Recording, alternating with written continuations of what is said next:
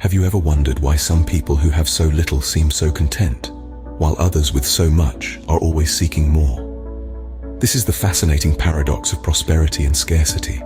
At face value, prosperity might be seen as having an abundance of material goods, while scarcity is often associated with lack.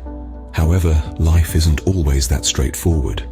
We often see people who lack material wealth, yet radiate joy, contentment, and prosperity.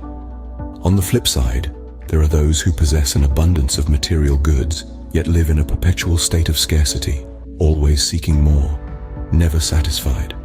It's a curious contradiction, isn't it? So, why does this paradox occur? Is it merely a matter of perspective, or is there more to it? Could it be that prosperity is not just about having, but also about being? Could it be that scarcity is not just about lacking, but also about wanting? It seems the answer lies not in what we have, but in how we perceive what we have. Allow me to share a story about two villagers, each living in different circumstances. In a bustling town, there lived a villager named Sam. Sam's house was the grandest in the town, filled to the brim with treasures and luxuries. He was surrounded by material abundance, yet he was never content. His heart was always filled with the anxiety of scarcity. He was always worried about losing his wealth, always wanting more, always chasing the next big thing. His days were spent in constant pursuit of more, and his nights were restless with worry. Despite his material abundance, Sam was trapped in a cycle of scarcity.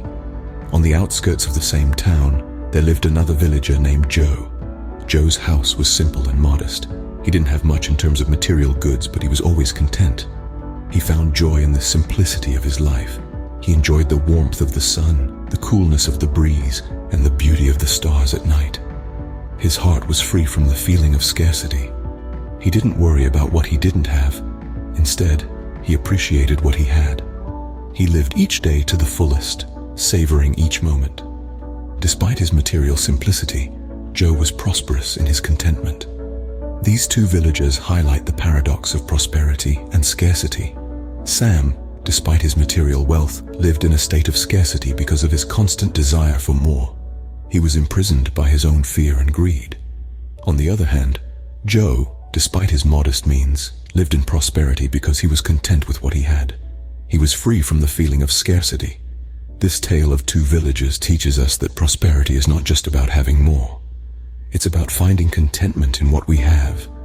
It's about freeing ourselves from the feeling of scarcity. Both villagers had different amounts of wealth, but it was their perception of their situation that defined their sense of prosperity or scarcity. So what can we learn from these two villagers? Well, there are indeed a few key points to take away from their tale. Firstly, prosperity and scarcity are not just about the physical or material wealth one possesses. They are, in fact, states of mind that influence our perception of the world. Prosperity is the state of feeling content, free, and satisfied.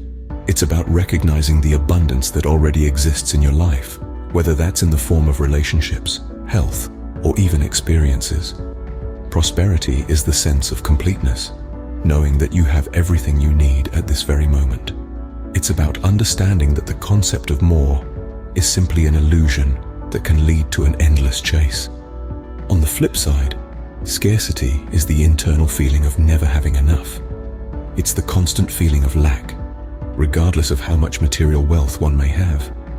It's an insatiable hunger, a kind of thirst that no amount of water can quench. Scarcity is the perpetual feeling of being incomplete, always in search of something more, something better. In essence, the key points of prosperity and scarcity lie not in the material world, but within us.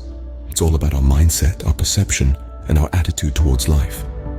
Remember, prosperity is not about having more, but rather needing less. Now, you might ask, how can we transform feelings of scarcity into feelings of prosperity? The answer is surprisingly simple. It's all about shifting our perspective. We can cultivate an attitude of gratitude, acknowledging the blessings we already have. We can practice mindfulness, living in the present moment rather than worrying about what we don't have. And we can focus on abundance, recognizing the opportunities and resources that surround us. In the end, prosperity is a journey, not a destination. and it begins with a shift in perspective.